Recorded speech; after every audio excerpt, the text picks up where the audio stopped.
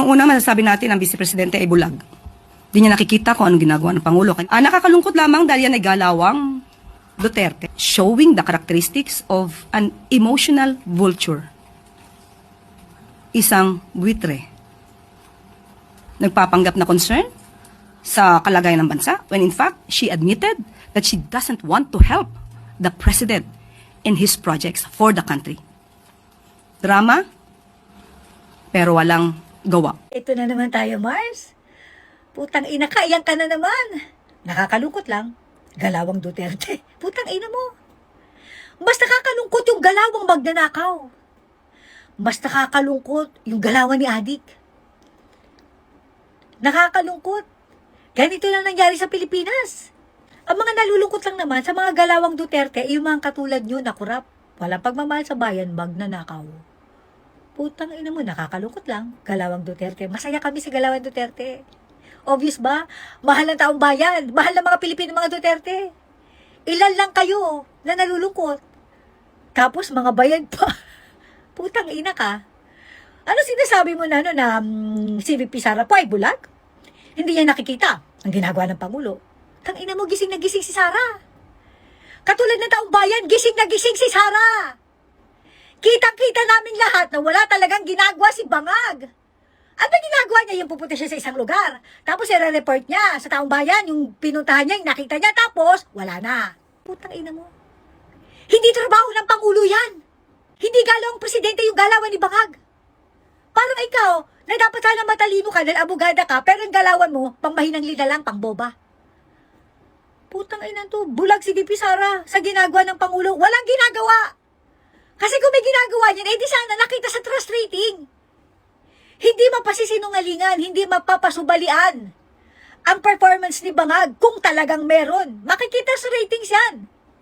Hindi mo kailan pa ulit-ulit na sabihin na may ginagawa si Bangag dahil kami mismo ang makaka-appreciate niyan, boba. Putang ina, manigalit mo na naman ako eh. Putang ina ka eh. Sasabihin mo pa na buitre. Si Sara, buitre. Si Sara talaga yung buitre. Si Sara talaga yung ganit, buwaya. Walang ginagawa, puro drama. Putang ina mo.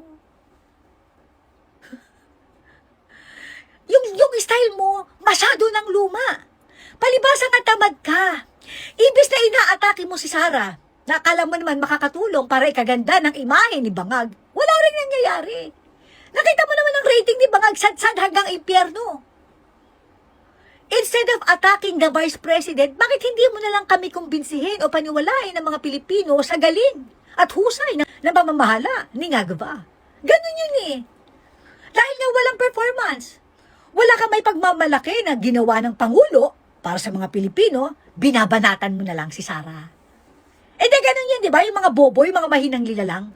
Dahil hindi nga nila kaya yung kalaban nila, dahil wala talaga sila maiba to, sisiraan na lang. Galawang bobo, galawang pangmahinang nilalang. Putang ina ka, sasabihin mo pa na nagpapanggap lang si Sara, na concern sa bayan, pero ang totoo, inamin niya na ayaw niyang tulungan ang Pangulong Bongbong Marcos Jr. sa kanyang mga proyekto. Tarantado. Ano ba proyekto meron si Bangag? Wala! Si Sara, yan ay miyembro ng gabinete ni Marcos. So, ibig sabihin, sinubukan niya rin makapagtulungan sa administrasyon, hindi na lang niya nasikmura kasi nga puro pagnanakaw ang ginagawa. Di ba ginamit pa nga nila yung DepEd? Binigyan nila ng malaking budget ang DepEd, yung pala para sa mga bulsa nila. Kaya nga nagkagulo-gulo kasi hindi pumayag si Sara. Kaya nga nagalit si Martin Buhaya. Dahil hindi nakipagsanib pwersa sa kanila si Sara. Nakipagtulungan siya, Mare. Hindi lang talaga pareho ng gustong mangyari ni Sara at ng administrasyon. Sasabi mo nagpapanggap lang si Sara na concern sa bayan, pero hindi pala. Hindi ko magsasabi niyan. Puro drama si Sara, walang gawa. Hindi rin ikaw magsasabi niyan, Mari. Kami, ang taong bayan ang magsasabi niyan. Katulad na sinasabi mong nagtatrabaho ang Pangulo, taong bayan ang magsasabi niyan. Dahil taong bayan ang makakakita, makakadama niyan. Hindi ikaw, Mari. Putang ina mo, ginagalit mo talaga ako eh. Pag nakita kita, sasapatusin ko yung mukha mo eh. Papakainin kita ng takong. Putang inan to. Hayop na to, tawagin mo pang buitre. Gaga, lahat ng sinabi mo, yan ang description nyo. Buitre, Kunyari concerned sa bayan, pero hindi naman. Puro drama, pero walang gawa. Sinong bulag? Kami ba? O ikaw, Mare? Putang ina mo, hindi ko alam kung ano yung nakikita mo na trabaho ng Pangulo.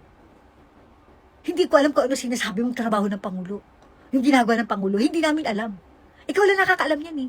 Kasi nga, tinatrabaho ng Pangulo para lang sa inyo. Mabilis na minaleta mga pera para sa inyo rin. Kaya yung trabaho na sinasabi yung sobra yung ina-appreciate. Naturalmente, kasi nga kayo ang nakikinabang. Nakakalungkot? Galawang Duterte, nakakalungkot talaga. Para sa inyo. Pero pa kaming mga Pilipino, masaya kami sa Galawang Duterte kasi sino nakikinabang kami. Ang taumbayan. Putang ina mo, Mari, huwag ka magpapakita sa akin na huwag tayo magkakasalubong dahil sinasabi ko sa'yo. Putang ina mo, palalamunin kita ng takong. Ayop na to, sisigyan ko ng watos yung bunganga mo. Putang ina to, kakagigil.